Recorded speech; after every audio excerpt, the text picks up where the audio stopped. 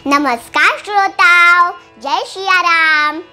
रामायण का तीसरा कांड अरण्य कांड है, जिसमें प्रभु श्री राम ने अपना वनवास का शेष समय पंचवटी में बिताया था। आओ अब जानते हैं अरण्य कांड की कथा। प्रभु श्री राम के वनवास को 13 वर्ष बीत गए थे। प्रभु श्री राम, माता सीता और लक्ष्मण गोदावरी नदी के किनारे जा रहे थे। गोदावरी नदी के निकट एक जगह माता सीता को बहुत पसंद आई और उस जगह का नाम पंचवटी था। फिर प्रभु श्री राम ने अपनी पत्नी माता सीता की भावना को समझते हुए वनवास का शेष समय पंचवटी में ही बिताने का निर्णय किया। फिर वहाँ कुटिया बनाकर रहने लगे। पंचवटी के ही जंगलों में एक शूर्पणखा नाम की राक्षस औरत मिली। वह लक्ष्मण को अपने रूप रंग से लुभाना चाहती थी, जिसमें वह असफल रही तो उसने माता सीता को मारने की कोशिश की। फिर लक्ष्मण ने शूर्पणखा को रोकते हुए उसका नाक काट दिया। जब इस बात की खबर शूर्पणखा के राक्षस भाई खर को पता चला, फिर वह अपनी सारी राक्षस सेनाओं के साथ जहां प्रभु श्री राम, माता सीता और लक्ष्मण पंचवटी कुटिया बनाकर रह रहे हैं, वहां उसने हमला कर दिया। फिर प्रभु श्री राम और लक्ष्मण ने खर की सारी राक्षस सेना और खर का नाश कर दिया। जब इस बात की खबर शूर्पणखा के दूसरे भाई रावण तक पहुंची, फिर वह मरीचि की मदद से प्रभु श्री राम की पत्नी माता सीता का अपहरण करने की योजना बनाई। रावण के कहने से मरीचि ने अपना सुवर्ण मृग रूप धारण करके माता सीता का ध्यान अपनी ओर आकर्षित किया। फिर माता सीता ने प्रभु श्री राम को उस सुवर्ण मृग को पकड़ने के लिए भेज दिया। प्रभु श्री राम रावण की इस योजना को जानते थे, क्योंकि प्रभु श्री राम तो अंतर्यामी है। फिर भी अपनी पत्नी माता सीता की इच्छा पूर्ण करने के लिए उस सुवर्ण मृग के पीछे जंगल में चले गए। कुछ समय के बाद माता सीता को प्रभु श्री राम की करुणा भर मदद की आवाज सुनाई दी। फिर माता सीता ने लक्ष्मण को प्रभु श्री राम की सहायता करने का आग्रह किया, परंतु लक्ष्मण ने माता सीता को समझाने की बहुत कोशिश की कि प्रभु श्री राम अजय है, उनका कोई भी कुछ नहीं कर सकता।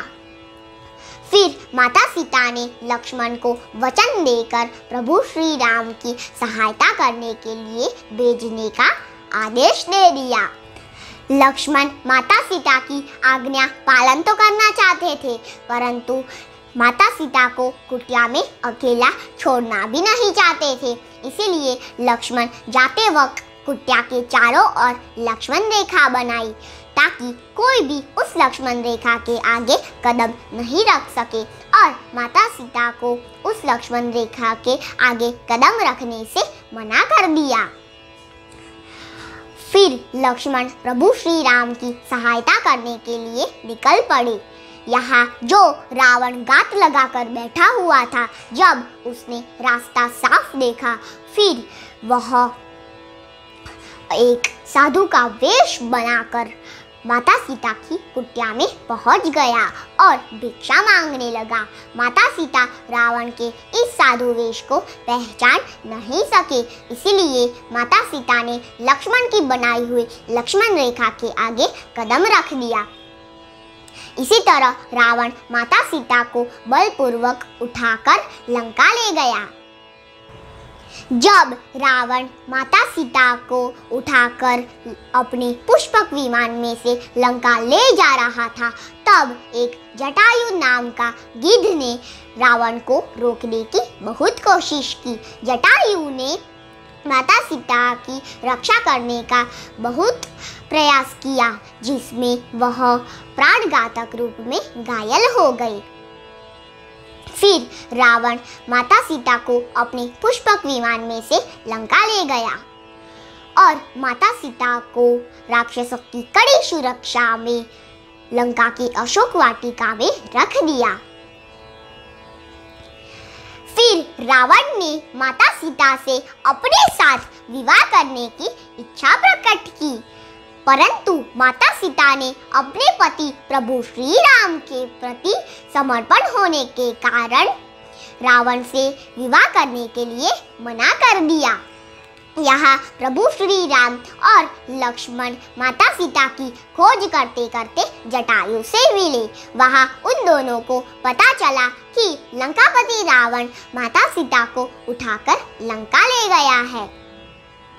फिर प्रभु श्री राम और लक्ष्मण माता सीता की खोज करने के लिए निकल पड़े।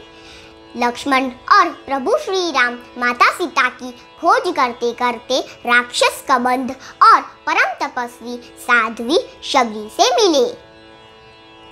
फिर राक्षस कबंध और परम तपस्वी शबरी ने प्रभु श्री राम और लक्ष्मण को हनुमान जी और सुग्रीव तक पहुंचाने का सुझाव दिया और सुग्रीव से मित्रता करने का भी सुझाव दिया। सुग्रीव से मित्रता होने के बाद और इसी के साथ अरण्यकांड समाप्त होता है और किष्किंधा कांड शुरू होता है। आपको मेरा ये वीडियो पसंद आए तो लाइक करें, सब्सक्राइब करें, शेयर करें और नोटिफिकेशन के लिए बेल आइकन जरूर दबाना।